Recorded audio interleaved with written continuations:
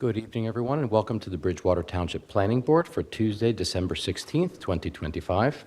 Adequate notice of this meeting has been given in accordance with the Open Public Meetings Act, NJSA 10:4-6.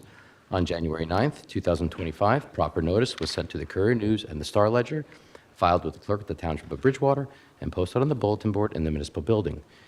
Please be aware of the planning board policy for public hearings. No new applications will be heard after 9:30 p.m., and no new testimony will be taken after 10 o'clock p.m. Hearing assistance is available upon request. Accommodations will be made for individuals with a disability pursuant to the Americans with Disabilities Act, or ADA, provided the individual with the disability provides 48 hours advance notice to the Planning Department Secretary before the public meeting. However, if the individual should require special equipment or services, such as a CART transcriber, 7 days advance notice, excluding weekends and holidays, may be necessary. At this time, I would ask that everyone please rise to salute the flag. Allegiance to the flag of the United States of America and to the republic for which it stands, one nation, under God, indivisible, with liberty and justice for all. Ms. Probst, could I have a roll call, please? Here.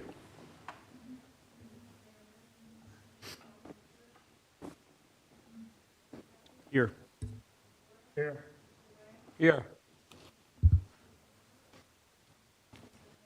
Here.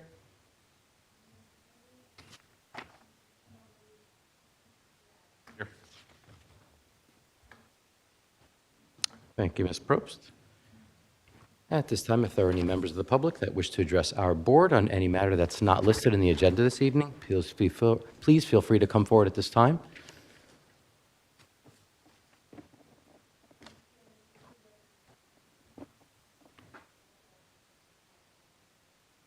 I'm here. Thank you. Good evening. Please state your name and address for the record.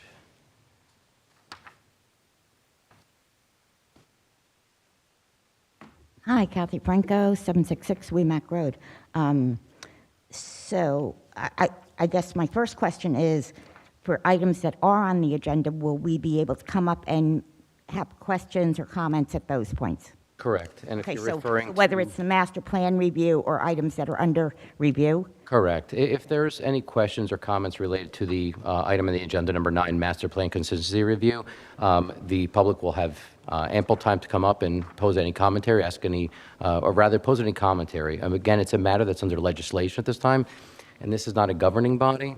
And given the fact that it's under legislation, you'll be able to make your public comment, but the board will not discuss or deliberate that engaged with the public. Okay, I just want to be sure that I know when I should say what. And for application 23007 PB, we would have an opportunity to comment on that, which is item 8, the second issue. That's later. correct. Okay, just want to be sure. Okay. So then my only public comment is, in the past, there was a link on the agenda that was posted that provided us access to documents, whether they were blueprints or planning documents or whatever.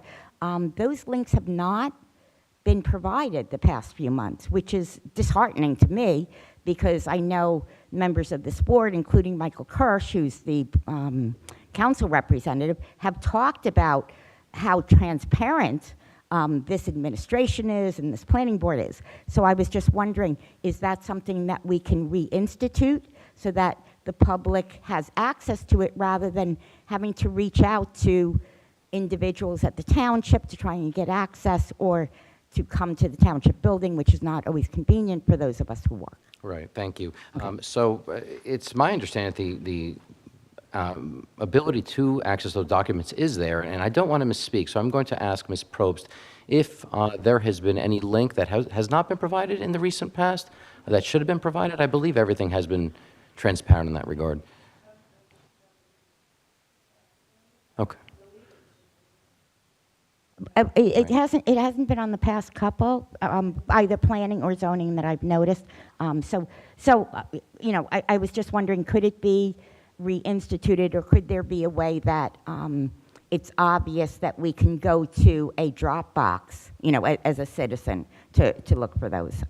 So, you know, I mean, if we can correct it, that's great, and that's really all I'm looking for. Okay, you know what? We're all human. We're all human, and thank you so much. Okay, thank you. Thank you, Ms. Franco.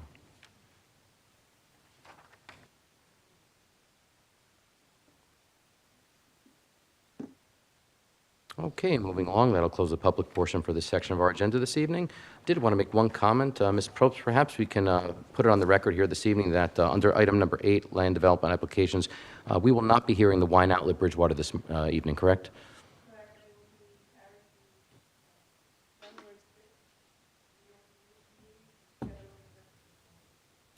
Okay. And there will be no, no additional notice given, so if anybody here or watching online is here for the wine outlet application, again, it's being carried to January 6th. There will be no further notice provided. Thank you, Board Attorney Mr. Peck.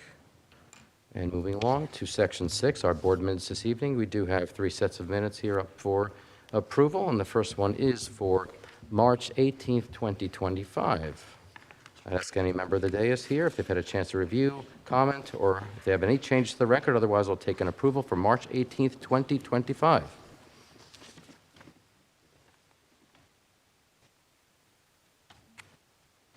Move approval. That's Mr. Pappas. I'll need a second, please. That's Mr. Wang. And could I have a roll call, please? Yes. Yes. Yes.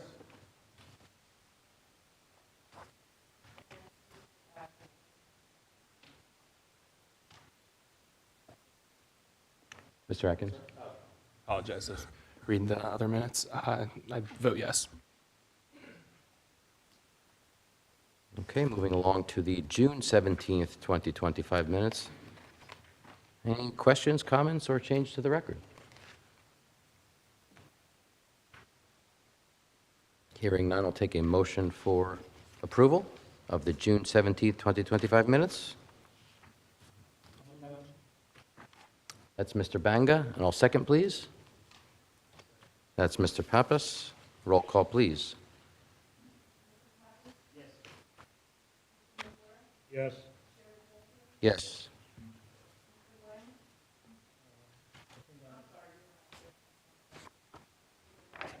Yes. Okay, moving along to the August 18th, 2025 minutes. Ms. Probst, is there anybody on the dais this evening that's ineligible to vote on these minutes?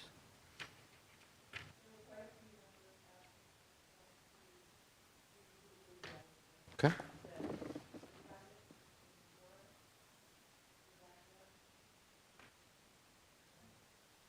Very good. And I'll ask if there are any comments, changes to the record for the August 19, 2025 minutes.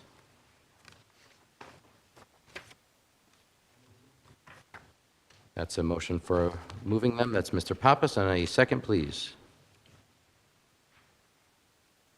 Second. Mr. Magura? Ms. Probst, I'll have a roll call, please. Yes.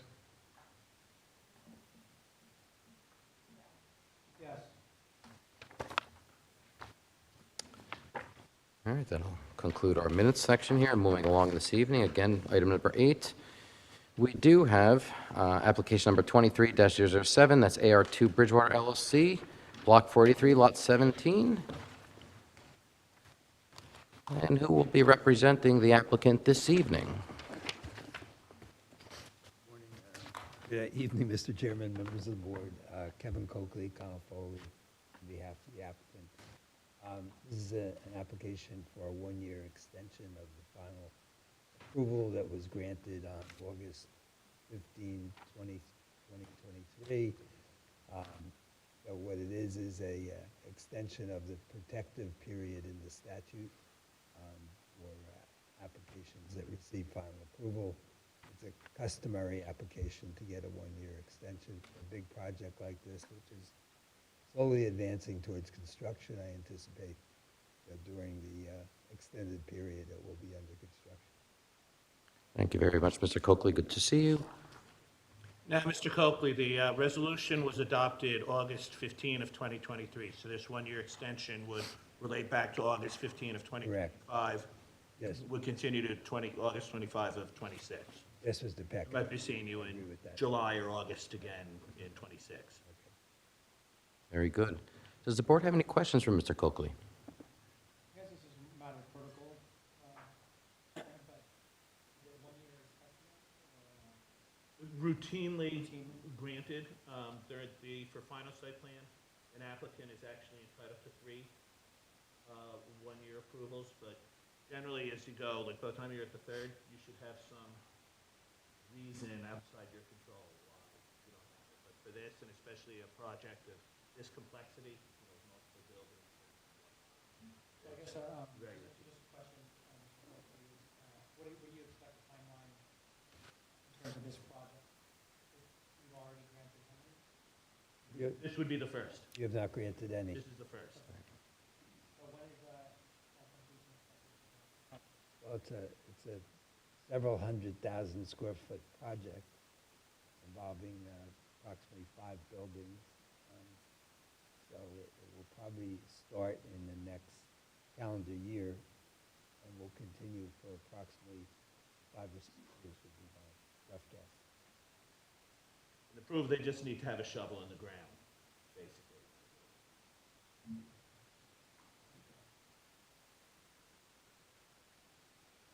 Any other questions? Any questions from our professionals? Any questions from our members of the public?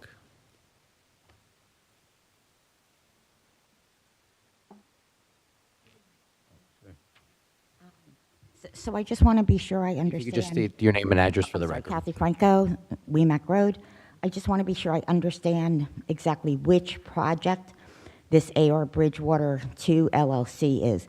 So is this the same project that is the Sanofi COE Petersbrook warehouse project, or is it the Center of Excellence project, which I think still sits on the book somewhere, and there's still a lawsuit on, and I think the warehouse project you were granted a pilot on. So can you just clarify for myself and members of the public which plan this has to do with? What we're seeking the extension for is the part that received final approval, which is denominated as phases 1A and 1B of the project. There are other phases which received preliminary approval. We're not seeking an extension of those right now. And this is a scientific building that will be constructed on the site. It is in the process of completing financing tomorrow. There are other steps have been taken that are quite numerous to mention, but this project is getting ready to go, and it's a very important project which will involve a significant building of high technology and a very important building for the municipality. And there's no lawsuits pending, to my knowledge, Ms. Franco. Oh, okay, so this is the front part of the property? This is towards the middle of the property. Phases 1A and 1B. Well, I'm not familiar with, like, how you phase these things, because, like, where do the warehouses fall within these phases on this piece of property? Well, they haven't been determined as of yet, the pure warehouses. There are some warehouses allowed, but most of the buildings are not warehouses. So how many square feet will this scientific building be? About 125,000. Actually, it's, the life science building in phase 1 is 172. I think it has been reduced a little bit, and what will ultimately come before the building, the construction code. Okay, so is this a extension of everything on the property, including whatever extends beyond 1A and 1B? I'm just trying to understand. They only received final site plan approval for phases 1A and 1B, and that's what's being extended here. They received preliminary site plan approval for phases 2 and phase. When was final site plan approval permitted for 1A and 1B. I don't recall those plans coming before the planning board, so I'm just, It was here. It was in August of 2023. Approximately 50-page resolution. okay. I just, I try to follow what's happening pretty closely with this township, and I do not recall, plans for these buildings coming before this body. Well, no, and I appreciate that, so if you're saying August 2023, they came before you, I will certainly ask for that information. And so the warehouse piece of it, is that covered under this extension or not? No, 1A and 1B. So will the warehouses be built before, like where does that fit into all of this approval and area need? Right now, we do not have final approval for the other buildings in the plan. We just have final approval for 1A and 1B, and that's what we're seeking the extension for. Okay, but the warehouses were part of an area in need of redevelopment. So how long is an area in need of redevelopment plan? Like, how long does that sit there, I guess is my question. Areas in need of redevelopment do not expire on their own. There's been a redevelopment plan adopted by the municipality that covers the property and these types of uses. Thank you very much. Okay, you're welcome. Thank you, Ms. Franco. Anybody else? So, Mr. Copley, I think you mentioned that for the document, 172,000 which has been reduced. Right. Any other higher adjustments to parking or? Not in terms of parking. Not in terms of the ratio of parking, in other words. If you reduce the square footage, you may need less parking, but it's basically to extend the approval that was granted, and it will need to come before the board again on a final plan after resolution compliance to show the square footage of the building. So no other major adjustments? Everything should be similar to Everything should be in accord with what was approved in terms of the relative relationship between the two. Mr. Chairman, if I can, Mr. Coakley, I think you're referencing, and I've heard this, I guess, from Ms. Sarmat, that the first building that is proposed, your client may want to construct a smaller structure. And I guess what I understand from Ms. Sarmat is that if that's the case, then our staff will review to determine whether that has to come back before the board. Correct? Right, it'll come before staff originally. Yeah, first, and then there'll be a determination made whether that has to come back here. Thank you. Thank you, Mr. Pappas. Any other questions? Okay, that'll close the public portion of questioning from our public. Any other comments from the dais? Just that should the extension be granted, all prior conditions of the approval would remain in force and effect. Agreed. Thank you, Board Attorney Mr. Peck. With that, I will need a motion for approval of extension of Phase 1A and 1B. That's Mr. Banga. And if I could have a second, please. It's Mr. Pappas. Ms. Probst, could I have a roll call, please? Yes. Yes. Yes.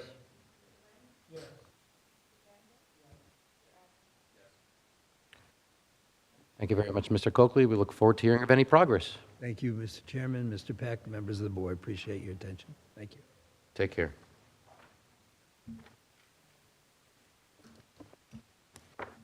Okay, moving along to section number 9 of our agenda this evening for our master plan consistency review. And it looks like we do have 4 consistency review documents here. And I'll ask Ms. Sarmad if she'd like to begin the presentation. Thank you, Mr. Chairman. There are actually three separate ordinances and then there's a resolution to act on and transmit back to the council if the board does find these ordinances consistent. Okay. As this board is aware and has dealt with in the past, when a land use ordinance is introduced by the governing body, the municipal land use law requires that that ordinance be referred back to the planning board within 35 days, and that the that the board provide comments within 35 days back to the council to determine whether or not an ordinance is consistent, or if it is inconsistent, any recommended changes to bring it into closer consistency to the master plan, in which the council can consider those recommendations. And so 3 ordinances 25-24, 25-25, and 25-27 were introduced on first reading to the Township Council, by the Township Council on December 3rd of this year, and are now being referred to the Planning Board for a consistency review. So 3 recent master plans, 3 of the most recent master plan documents for the township were reviewed for consistency. The June 2025 fourth round housing element fair share plan document, the September 30th, 2025 comprehensive master plan, and the November 21st, 2025 master plan reexamination report. So I did provide a brief kind of overview for the board, and some of the sections that were reviewed that were pertinent to these ordinances specifically were included in that review. And so for the fourth round housing element fair share plan, the review included that the amended Fair Housing Act requires that this housing element be designed to achieve the goal of access to affordable housing to meet present and prospective housing needs, with a particular attention to low and moderate income housing. And this element is a requirement, or is a part of a requirement, that the township has a constitutional obligation and a fourth round obligation. And so this was developed in conjunction with the deadlines outlined in the amended Fair Housing Act. And as part of that housing element, and particularly the fair share plan portion, there are recommendations for particular sites to be rezoned in order to be in compliance and to carry out the opportunity to provide affordable housing and to meet the township's obligation. So there's 5 sites which I included and listed. That is the amendment to the R10A zone for the Whitney Court site, and for a 5-bedroom supportive needs home, a rezoning of the what's known as the Cornell Boulevard site in that housing element to allow for an 11-unit project available to low and moderate income families, and a 4-unit project available as supportive veterans housing, to rezone the KRE, what's known as the KRE site in that plan on Route 22, to permit a 128 inclusionary rental development with 28 affordable units, to rezone the property in that plan known as Bridgewater Plaza on Route 28 to permit a 140-unit inclusionary development with a 31-unit affordable set-aside, and finally what's known in the plan as the 1400 Frontier Road site to permit a 340-unit age-restricted unit development with 70 affordable senior rental units or age-restricted rental units, and a 5-bedroom supportive needs group home. Additionally, the September 30th, 2025 comprehensive master plan that was adopted by this board was also reviewed. This comprehensive master plan included a number of sections, including a general goals and objectives of that plan, which provided a goal to limit the development of any additional high-density multifamily housing developments unless such are included in the township's housing element fair share plan, or are dedicated for senior housing or veterans housing that provide affordable housing units. It also included a number of elements, including the land use element, which had a number of recommendations, more than any of the other elements, and were all categorized within that element for different considerations to changes to ordinances or bulk standards or zones or more general categories. And in particular, under section 3.11.a, recommendation number 23 provided that the township should undertake an analysis of its land use code section as part of any future master plan re-exams to ensure consistency between sections, remove any obsolete provisions on a regular basis, as well as a recommendation under section 3.11.b, number 22, which states that the zone districts along Route 28 and Union Ave should be studied to determine the overlap between commercial and residential zones as well as non-conforming uses, and that the area recommended to be studied includes a portion of Route 28 from the border with Somerville as a western extent to Finder and Ave as the eastern extent. And finally, the November 21st, 2025 Master Plan Reexamination Report was also reviewed and includes that, and that report was just recently reviewed by this board, it notes that that report was directly related to the most recent master plan efforts earlier in the year, provides updates and recommendations that have been included within these prior documents. So this reexamination report did not go through all of those numbers of recommendations that were included in the master plan. They were presumed to still be valid, but it did specifically reiterate that the 2025 Housing Element Fair Share Plan, the importance of that be emphasized due to the amended Fair Housing Act, the requirements set forth, the deadlines established by the law, and the compliance certification that the township is seeking. It also noted that the zone change to the previously zoned C2 zone between US Route 202 and Cornell Boulevard be updated to create additional, or that it was updated and that it was more residential in nature than the existing C2 regulations. It noted that this zone had been part of the housing element fair share plan, that it had been introduced publicly by the council, reviewed by the planning board, and then adopted by the council in August. And in addition to reiterating the recommendations from the housing element, it also specifically recommended that that ordinance should be updated to include additional provisions for adequate and appropriate access to the property, supplemental design standards to provide for buffering from adjacent uses. The reexamination report also noted that the township, their continuing efforts to ensure that its planning policies and land use goals remain current and address additional issues affecting the town's residents and businesses, specifically the recommended change to the BRCC zone that was presented as part of that plan to allow for additional medical uses within the Somerset Corporate Center. Finally, the Master Plan Reexamination Report also provided an analysis which piggybacked off of the comprehensive master plan recommendation on the Route 28 corridor. The results of that analysis of the zoning, existing development conditions, and neighborhood characteristics made recommendations for additional permitted and conditional uses, along with a number of conditions in order to ensure that any additional uses remain within the neighborhood character of this portion of the corridor. And so from a consistency review and incorporating all of that information as far as what was in those master plan documents, the report or the review memo that I provided includes recommendations or my opinions on each of those ordinances in particular. So Ordinance 25-24, which is an ordinance that repeals and replaces the AH3 zone, in my opinion, implements the recommendations of the 2025 fourth round Housing Element Fair Share Plan, as well as the updated recommendations under the 2025 Master Plan Reexamination Report. This property is not only part of the township's requirements to address the amended Fair Housing Act and its fourth round obligation, but now in its revised form provides additional bulk standards pursuant to those recommendations from the master plan reexamination to ensure adequate and appropriate access to the property and to ensure supplemental design standards that provide for buffering from adjacent residential uses.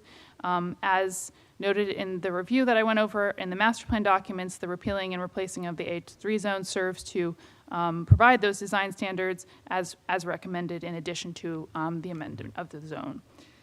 Ordinance number 2525, which amends the BRCC zone, Also, in my opinion, implements the recommendations of the 2025 master plan, comprehensive master plan, as well as the master plan reexamination report.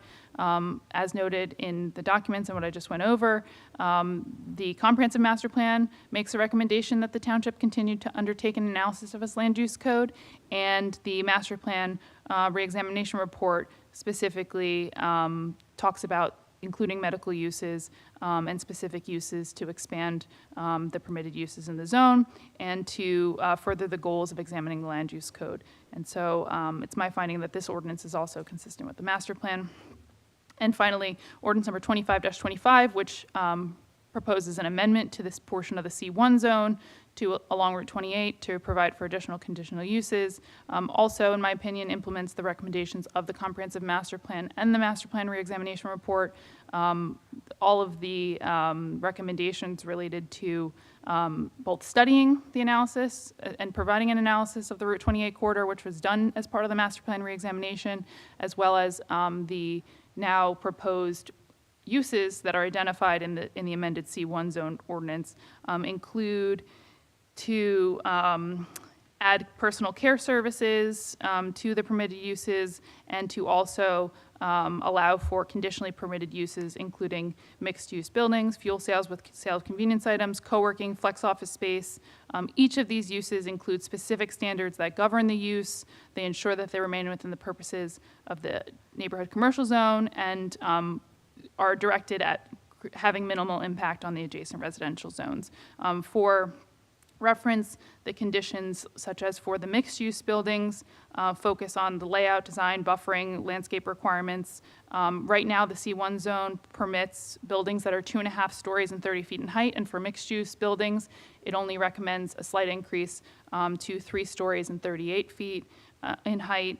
And all of these conditions serve to provide not only supplemental uses within the C1 zone, but a reinforced standard to consider the respect the neighborhood scale.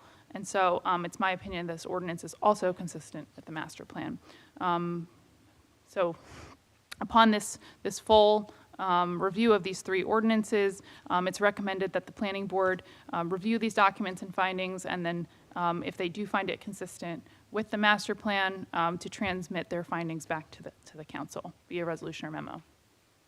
Thank you very much, Ms. Sarmat, for that presentation. After having recently adopted a comprehensive master plan, this is a very, very thorough consistency review that the board is now undertaking. I'd like to open up to the members of the board here at the dais for any questions regarding the consistency review I just heard.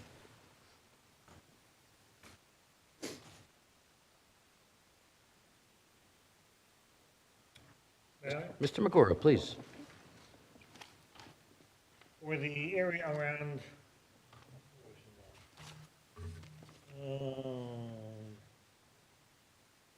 okay, you mentioned cosmetic, personal care services, cosmetics, barbers, hair salons, nail salons.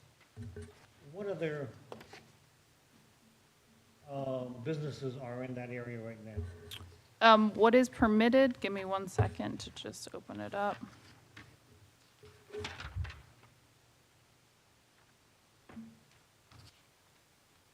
The C1 zone right now permits, they do permit personal service establishments, but do not define what those are. So right now, the C1 zone permits retail or personal service establishments, which are clearly of a neighborhood service character, but not limited to appliance sales, banks, brokers, card and stationery stores, candy and cigar stores, drugs, dry goods, variety stores, dry cleaners, laundries, eating and drinking places, fraternal organizations, florists, food stores, funeral homes, garden supplies, hardware stores, locksmiths, medical services, news stands, business and professional offices, packaged liquor stores, pet stores, printing and publishing, photographic services, supply services and equipment, radio, television, and appliance sales and services, retail, shoe sales and repair service, soda fountains, tailors, dressmakers, and wearing apparel stores. And this would propose to include personal care services such as cosmetics treatments, barbers, hair salons, and nail salons.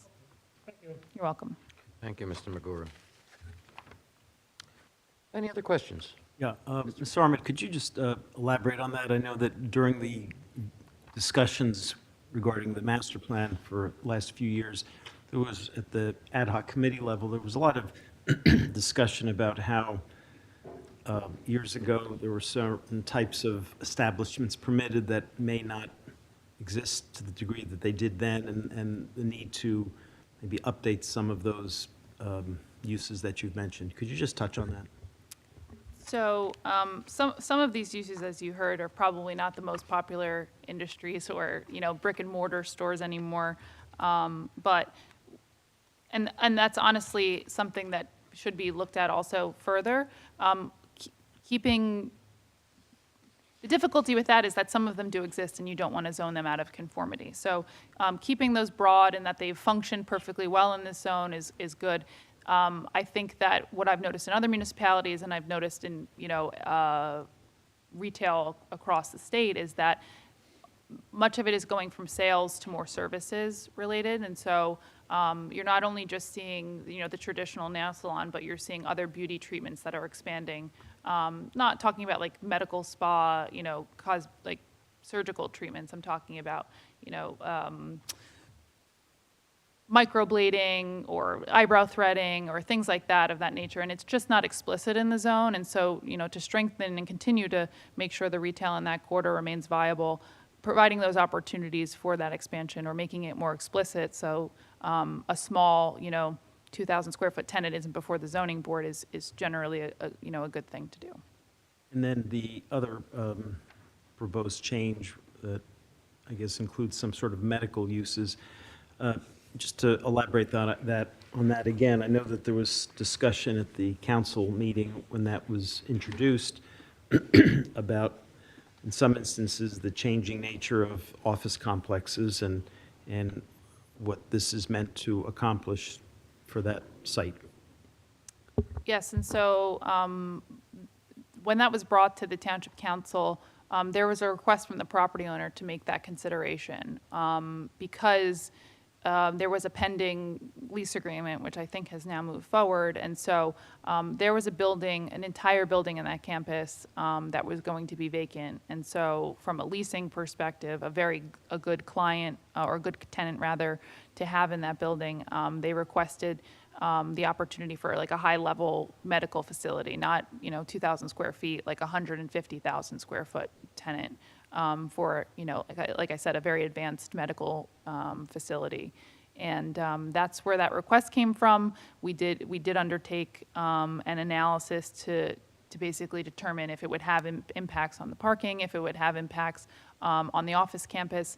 Ultimately, that analysis, really came down to this being a use that is similar to an office that will continue to make this corporate center a viable, thriving corporate campus in the township, and did not seek to change any of the office buildings, maybe to something like residential or something that was non-commercial, which you're seeing trends of that in other places in New Jersey. So from that analysis, it was really determined that this is a compatible use and it will, continue to help the campus do well. One last comment, and a question, I suppose. So when we talk about master plan as a living document that can perhaps try to be responsive to trends of uses of properties as you've described, both for the C1 as well as this, I guess just a comment, and you can respond or comment on it, but I guess this is an illustration of just that. Yes, and I think, the master plan has overarching goals, which I think that these are all compatible with as well, about, retaining a strong corporate rateable base, about, putting certain uses in certain areas, about making sure there's good planning behind things. So the master plan will continue to inform decisions and be the basis for a lot of these ideas and ordinances moving forward. And it's a helpful tool to be able to look at your zoning and over time. Thank you, Mr. Pompous. Any other questions?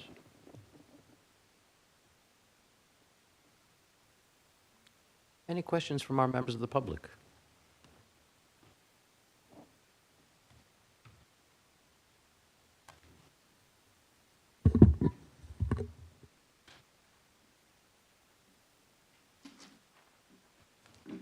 Good evening. My name is Nathan Cook. My address is 107 Berwick Street, and that's in Raritan.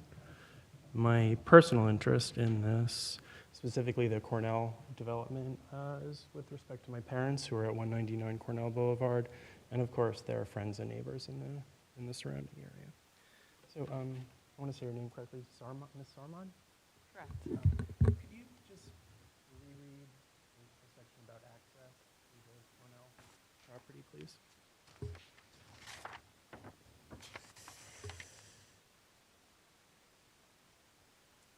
Just that sentence is good. Sure. In addition to reiterating the recommendations from the Housing and Fair Share Plan, it also recommends that the ordinance should include provisions for adequate and appropriate access to the property, as well as supplemental design standards that provide for buffering from adjacent residential uses. Okay, thank you. So if it were determined that the access road required for the property was on private property, what would be the process moving forward?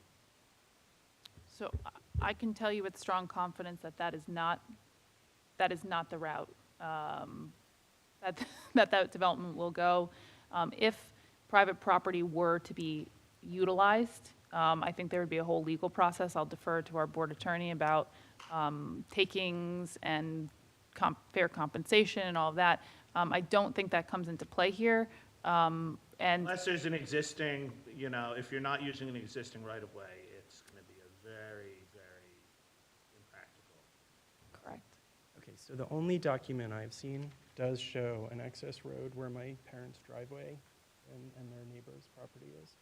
So is there a different document that shows a different access road? So Is there a more current document? That I don't know, but it's There's a different possible access road? that the driveway is in a existing right-of-way. I don't think that's our understanding. And so I can say that an application was made by the property owner, which is under completeness review right now in the planning. It's not yet deemed complete, has not yet been scheduled. And, that site plan application that's been made does not include a driveway through the former Prospect Paper Street. Does it does not include Doesn't- Paper Street? It's not included. Okay. I know some other people want to speak, so I'll limit my question to that. Thank you, appreciate it. Thank you, Mr. Cook.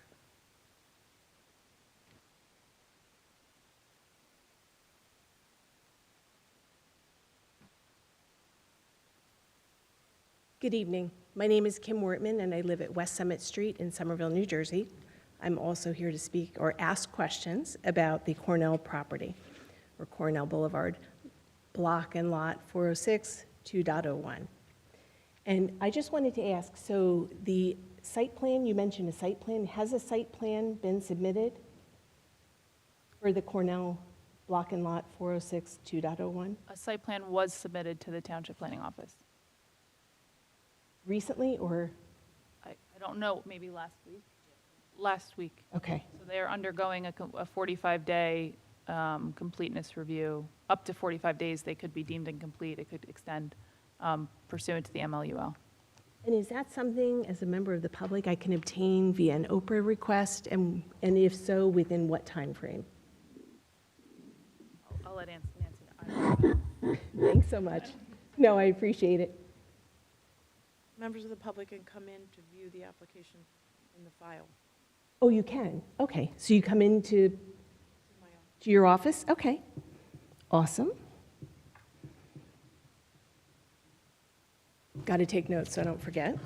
So, and I really appreciate this time to ask questions. My other question is to the planning board, and I actually will plan on attending tomorrow night's council meeting as well. My question is, would you please reconsider moving this H3 zone to perhaps even the Sanofi? I believe it was the Sanofi site recently discussed. That sounded like a perfect location. And the reason why we have been so passionate is I even invited the council to come on a walk with me in the neighborhood. We have no streetlights. We have no sidewalks. It is a sport trying to walk in that neighborhood. People roll through the stop signs. The access is extremely limited. It is a single-family neighborhood, and this is a high-density project being proposed as a spot zoning activity in the middle of this neighborhood. And I realize that there are affordable housing requirements placed on you, and I don't envy you. I served on the Somerville Borough Council, so I get it. But I am just telling you, this is a really bad idea, so I'm asking, would you please consider moving it? Ms. Wortman, Mr. Peck. Well, I could just say, whether regrettably or not, this board's purview is limited only to determining whether or not the ordinance is consistent with the master plan. It has no say over whether the ordinance is introduced, whether it's adopted, anything like that. That is the purview of the governing body, the township council. Or night. So all this board can do, and that's all we're, that's what we're statutorily tasked to do, is when a land use ordinance is introduced, it then gets referred to the planning board for the sole purpose of determining whether or not it's consistent with the master plan. Then it goes back to the governing body for adoption. Understood. I appreciate you taking my question, and I look forward to tomorrow evening. Thank you, Ms. Wortman. Got to fill out the form.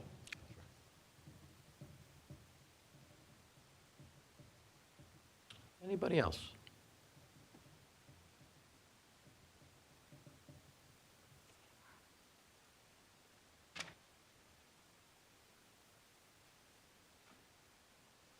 Okay, I do not believe I see any other members of the public wishing to ask Ms. Sarmet any questions regarding the testimony just heard. Any other comments or questions from our dais? Okay, hearing none, what I'll need is a motion that the master plan consistency review is consistent with our comprehensive master plan. Who would like to make that motion? Well, it would be to adopt, there's actually 3 resolutions. So we'll have to do for- each individual one. For ordinances 24, 25, and 27.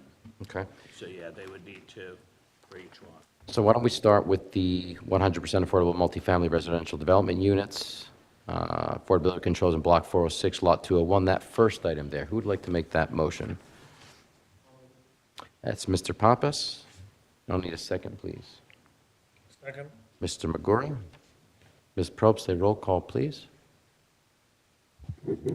Chairman Bessia. Yes. Mr. Pappas. Mr. Magora. Yes. Mr. Wang. Mr. Banga. Mr. Atkins. Okay, and the second consistency review is for the ordinance Township of Bridgewater, amending Section 320.3 entitled BRCC Bridgewater Regional Corporate Center Zone with Chapter 126 Lands Use, so as to bring the Bridgewater Municipal Corporate Center Zone into conformance with the 2025 Master Plan, adoption by the Township Planning Board. Who would like to make the motion?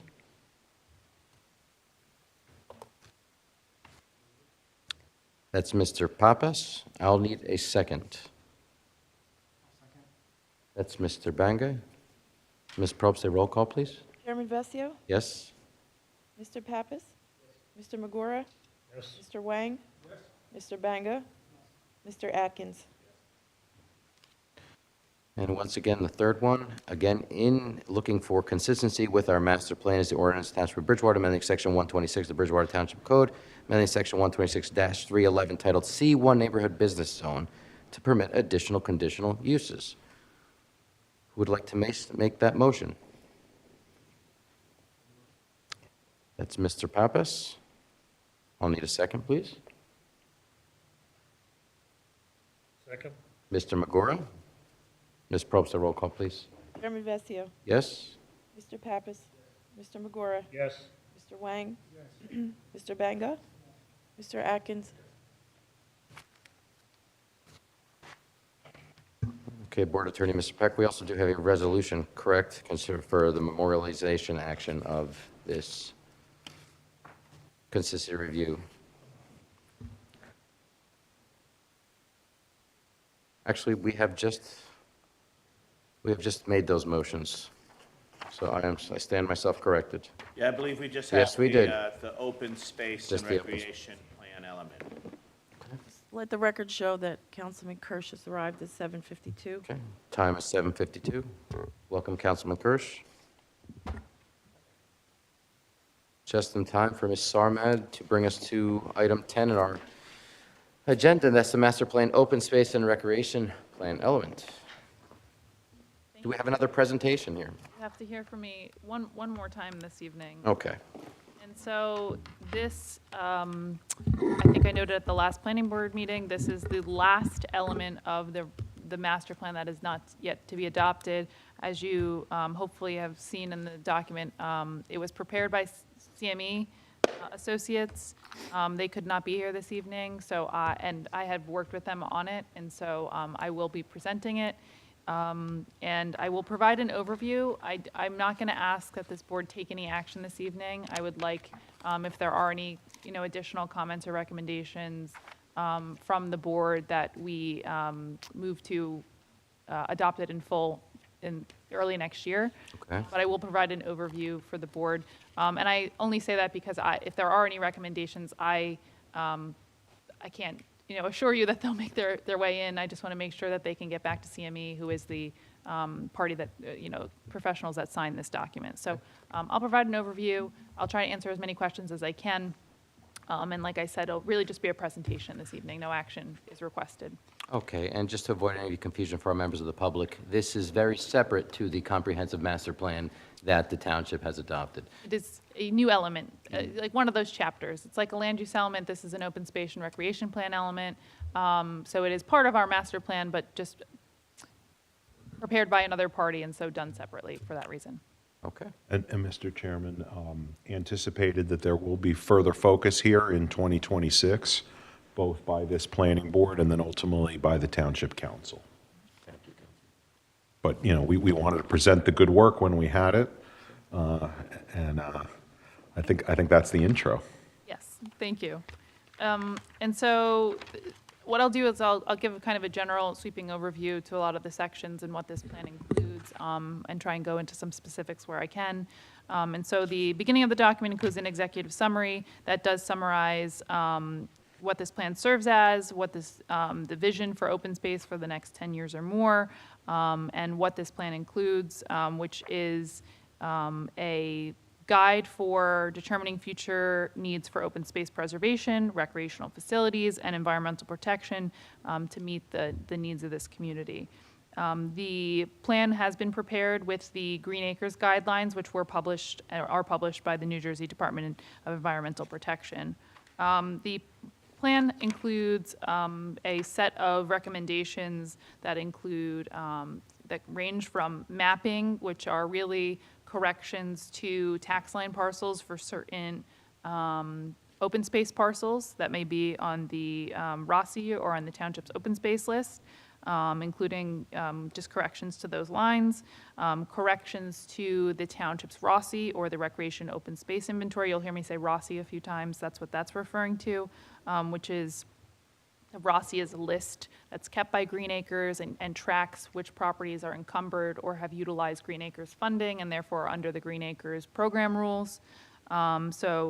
Correcting some discrepancies with the names of some of those parks that are on the Rossi that may have been misnamed or have an old name on them, correcting some of the acreages that are on those lists, and names like the Peter Parr Park, not Peter Pan Park. So there's some typos on there. There's a recommendation for some studies to conduct about analyzing different greenways and other things in this plan. There are recommendations about potential funding sources for future land acquisitions or improvements to existing open space properties or township properties. There are recommendations about different routes to open space to create better linkages. And then the plan includes an examination of 24 township and county parks overall.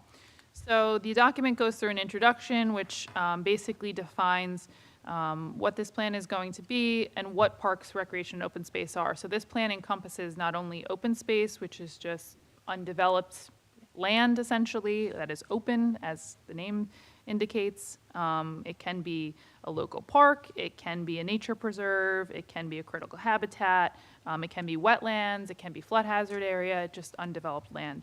And in addition to that, there are active recreation spaces, so think of ball fields, places where people are doing athletics, courts, playgrounds, facilities that basically facilitate activities. And then there's passive recreation, which are places that have trails or gazebos, walking paths, things like that.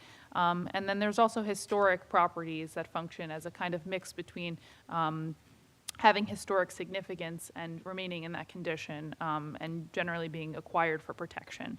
As part of the public process, the township did, over a year ago, last September, have an open space workshop on the master plan. It was very similar to the one that was held for the comprehensive master plan in that there were a number of stations and maps set up throughout this room, and they focused on different areas of an open space plan. So they included public safety, outdoor fitness and wellness, fields and courts, bike paths. There was a general, map showing where the existing open space parcels were, and it was pretty well attended. And some of those recommendations have been filtered into this plan. The plan also includes, what are parks and recreation and open space good for, public health, places to gather, cleaner environment, economic benefits, and it also walks through some of the way that this plan has been done in accordance with Green Acres, but also that there are Green Acres guidelines that need to be followed once properties are acquired with Green Acres funding. The pages 10 to 24 include an overview of demographics. These demographics are included because they do help inform, specifically you'll see in a later section, about access to open space, about projections for population increases and what impact that has on adequate open space from a population share perspective, et cetera. And then moving into page 25 of this plan, they do a review of the last open space and recreation plan element, which was done in 2010. So 15 years ago was the last time an open space element was done.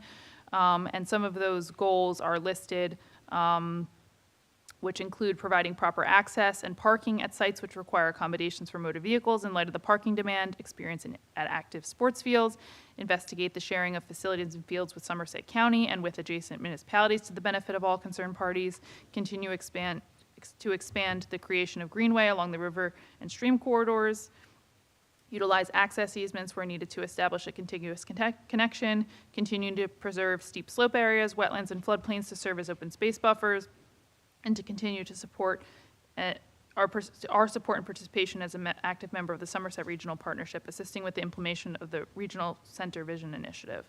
And so those were the goals from 2010, and then there are 7 additional goals that are included as part of this update to the open space and recreation master plan. Goal 1 is to verify that parks and recreational facilities meet the needs of the township's population. 2, make necessary improvements and modifications to existing facilities. 3, provide additional parklands and recreation facilities. 4, permanently protect the most environmentally sensitive lands not currently protected. 5, maximize access to parks and recreation facilities. 6, maximize use of existing facilities. And 7, preserve and protect existing open space. As mentioned before, over the course of this presentation and thereafter, if there are any additional recommendations from the board, I would welcome them if we were to update this document. The pages 27 and on, it gives an overview of the recreational spaces that are reviewed as part of this plan. There are 24 of them, county and township parks, that are looked at, and pages 29 to 92 include a pretty thorough look at all of those parks, including signage, including an aerial, including a description of the park, what it includes, how big it is, if it's on the Rossi or not, and in some cases provides if there is ADA access or limited ADA access, parking, et cetera. So they give a pretty good overview of all those different properties.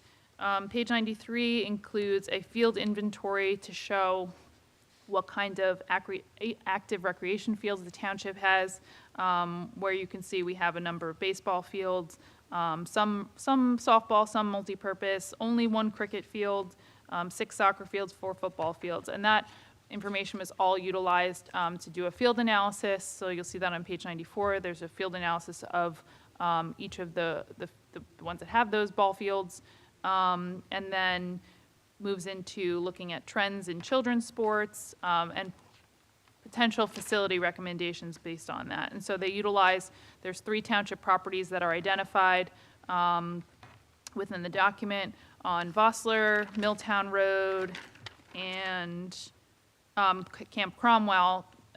Is that Camp? A second.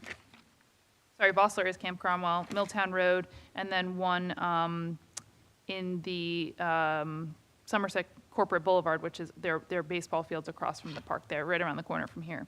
And these are recommendations about potentially adding additional facilities that could be added on existing township parks. The next section includes the trails map and trail access. It's a brief section on that, and then the open space trails map. The next section includes maintenance. So all these parks require maintenance. The Parks Department, the DPW, staff and equipment needs, all things to consider as for existing facilities as well as any expansion of facilities. And then the next section, starting on page 104, does provide a needs assessment based on the National Recreation and Parks Association, the NRPA, which they utilize population densities as well as a balanced land method about the percentage of land that's devoted to park space to determine if it's adequate or not. And so there's a few analyses about and the methodology used to determine how much open space basically is adequate or for a township, and if it meets that. There's a map provided that shows 10-minute walking distances to the existing open space and where there are certain open spaces right now that don't have really adequate access. That's shown in that map.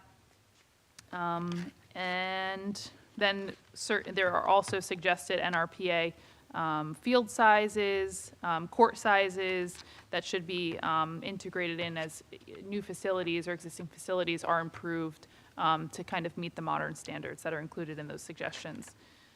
Another thing to consider that was added to the plan from the conversation around the comprehensive master plan, another need, and not very typical and very kind of unique, I think, right now to Bridgewater's this master plan element is the focus on what is called the third place, and it is another name for what Mr. Banga had brought up about other opportunities, places of gathering for maybe teens, mostly young adults who may not have vehicular access. They might not be old enough to drive. They may not have access to a car. They may be too old to go to a playground or a park, or don't have their parents to take them, or nor maybe they don't want to go there. And so there's no concrete ideas yet about what we can do as far as these third places, which I'll define too. They're places outside of the home and workplace where people can gather, socialize, meet strangers, learn from others with little or no financial barrier. Think about parks, community centers, any place you can sit and relax without having to spend any money. So we have a public library here in town. The Bridgewater Commons Mall is another place you'll see people utilize it for walking. They might not necessarily be shopping, but they're utilizing it to go for a walk with their friends where they don't have to worry about the weather, and they know there's a good walking path, and they can take a few loops. So those are both places where teenagers and young adults can already convene. However, they're not always accessible. Like I said, it's not easy to get if you don't have a car or you're too young to travel alone. There are other places the township could consider that could exist already or could be creative, and we should start to be creative about those ideas and not just think about open space and recreation as outdoor parks or playgrounds. How can we start to leverage township properties or facilities and make space for all different groups? So that is a unique opportunity for the town to continue to consider, and the open space master plan could provide future maybe grant money or things like that by having it in this plan. Finally, there is a property acquisition analysis, and so the plan includes a few properties that are not currently owned by the township that may or may not be encumbered by wetlands or other environmental features that make them good candidates for acquisition by the township to make sure that they remain protected in the future. They are just ideas, in no way, shape, or form concrete things that the township has to do, just some ideas to protect additional land in the future. The next section includes a number of funding mechanisms. One that you've heard a few times now is the Green Acres program. We already participate and do have a ROSI. By having this updated open space and recreation master plan, it also continues to make sure that the township could qualify for matching funds. So without an active or up-to-date master plan element, open space recreation master plan element in particular, we would not be able to qualify for those. So it is an important document in that it continues to allow the township to be eligible for grant funding through that program. With the Green Acres program, there are rules that govern those properties, and so by taking Green Acres funding, you do have to follow them, and it does generally limit development on those properties, and can even be difficult in some places to add a snack shack or bathrooms, extend sewer lines, remove trees, things like that are all governed by those Green Acre rules. So that's just something to consider as part of the strings attached with it. But overall, it is a very good program, and the township has utilized it quite a bit to help fund acquisition of property and active recreation fields. There are other opportunities that the township has explored in the past. There has been a township open space tax in the past, which is currently not active, but the county does have an open space tax that helps leverage and funding for these types of acquisitions and improvements. There are a number of grants through the Association of New Jersey Environmental Commissions, through different greenways. There's a lot of different local state level preservation grants or federal grants. The township currently doesn't have active status with Sustainable Jersey, but we could continue to pursue a Sustainable Jersey certification, which would open up the opportunity for additional grants through that program. So there are a number of different ways to fund additional acquisitions, particularly for open space, that are identified in this plan. Finally, I touched on them earlier, but the final section of the document does include different recommendations that I gave an overview at the beginning to kind of action items from this document that can be acted on now or at a later date. And overall, the appendices does include those ROSI properties. It indicates if they receive funding, if they are encumbered, who owns them, who manages them, and some of the names. And so some of those do need to be cleaned up as far as the naming, maybe the acreage or something like that. But overall, we do have a pretty robust ROSI, which is a good thing. The township has been very proactive in acquiring and maintaining open space. But there, as you'll see if you read through this more in depth, some of the fields have constraints, have modern requests for multi-purpose fields or parking for tournaments, or there's just some limitations on them. And so there are some recommendations about how they can be improved in small and big ways. And so I highly recommend that the board members read through this in more depth. That concludes my presentation, but I'd be happy to answer as many questions that I can. Thank you very much, Ms. Sarma. It was a very thorough presentation, and given the considerable amount of time that this board has spent in reviewing the comprehensive master plan, this board certainly welcomes the additional time to review the open space element to this as well. So I would ask if there are any preliminary questions for Ms. Sarma based on the presentation just heard. Well, if there are no questions, I just have a comment. Well, first want to compliment the thoroughness of the document, but just acknowledge that we have had in our history a robust open space acquisition program. We do have a considerable inventory of open space, several instances where we have been able to prevent what was believed to be hazardous development. and/or, add to valuable potential recreation opportunities. It bears noting that the Open Space Advisory Committee is active, will continue to be active. Its membership may change a little bit in January, but that committee remains active. Its work remains important. And between the administration and the Township Council, there is ongoing consideration of a variety of locations. Certainly, those bodies, welcome additional thoughts, ideas, and consideration. With that said, we are at a point in Bridgewater Township where much of our land is spoken for. So that's why, typically speaking, the community will see very targeted and strategic instances of the use of our open space money for acquisition. And certainly, beginning in the new year, there'll be a new council, and that'll continue to be a focus. And I'm sure as those members come on board and become, continue their knowledge acquisition, of township affairs, open space will certainly be a continuing high priority. Thank you, Councilman Kirsch, for that comment. Any other questions? Any questions from our members of the public?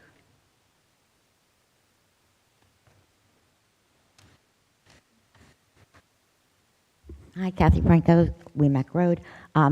It sounds like the plan is very comprehensive. I would just like to know how the public gets access to it so that we can review it.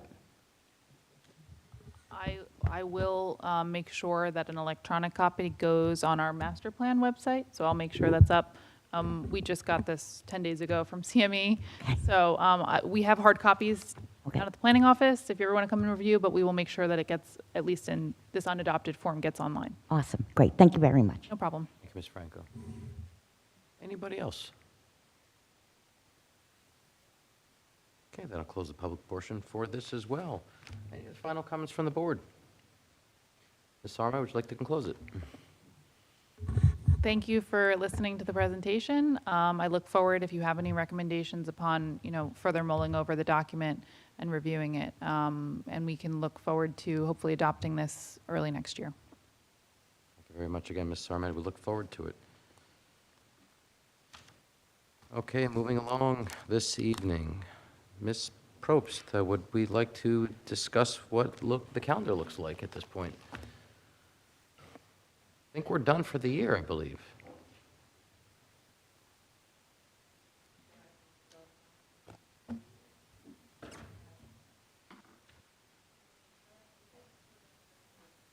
Okay.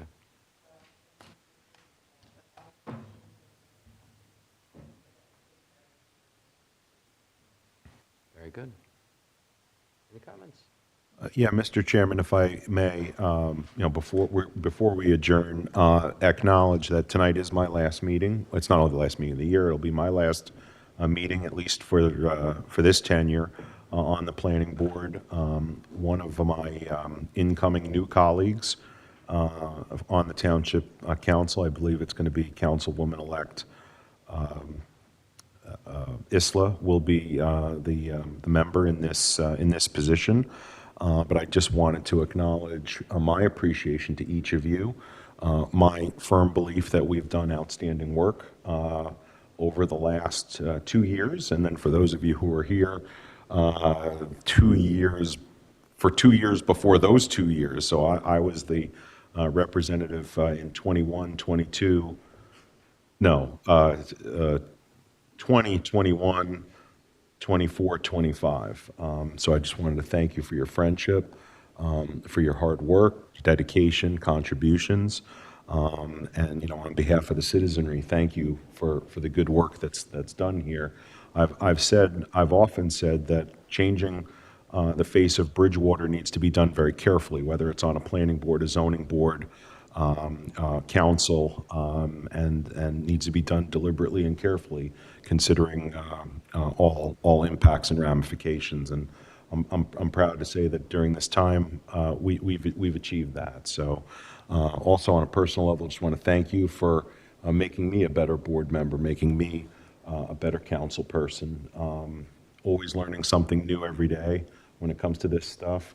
I also had, prior to coming to council, I had 8 years on the zoning board. So for me, that's, I guess, 12 out of the last 14. So again, thank you for the wisdom that you've delivered to me, and hopefully you've also received wisdom from being on this board and in time can pass it on to others. And that's, my comments and my thoughts, and I'm not going anywhere. My council term continues, but my Tuesday nights will be a little different than they've been in the past. Thank you very much, Councilman Kirsch, and this board certainly does appreciate the insight that you brought to this board over the past 2 years and for your tenure prior to that as well. I know personally that I've benefited as well from your insight here on this board as we've reflected many near sleepless nights deliberating through some of these applicants that come before us. But I do thank you very much on behalf of the board for the work and the insight that you put in to the Bridgewater Township Planning Board. So thank you again. Thank you. And I would be remiss also if I didn't mention our professionals. So Mr. Peck and Ms. Probst, Ms. Sarmad, thank you for your time, dedication. Obviously, Scarlett Doyle before that. You continue to be in good hands, and good luck with your future work. Thank you very much, Councilman. Any other comments as well? I'd like to thank the board at the end of this closing of this year, 2025. I think we've done exceptional work this year. It's difficult work. It's not easy. A lot of us leave our kids and our families, and some of us leave our wives at home and our significant others. And it's time and it's dedication that's put into the township. And I do thank everybody that's here on the dais that joins us here. I thank our professionals, the administration, members of our governing body as well. And I think this board does excellent work. It's a lot of work. And I'd like to personally thank Board Attorney Mr. Peck for keeping me true over here as well. Thank you very much. Appreciate it. Ms. Sarmat, thank you very much for helping us through a transition, certainly a transitional year after seeing a longtime planner in Scarlett Doyle leaving. I think you have filled her shoes very much so, and we look forward to many encouraging years ahead as well. Thank you very much. Ms. Probst, welcome back as well. Thank you very much for the work that you put in as well this year, and we look forward to digging our heels into a lot of what's coming in 2026. Thank you. Are there any further comments? I'll take a motion. Well, I have to make the motion to adjourn, right? All right, Councilman, please. so with nothing else on our agenda for the year, and with best wishes for a happy, peaceful, and enjoyable holiday season, I'll make the motion to adjourn. Second.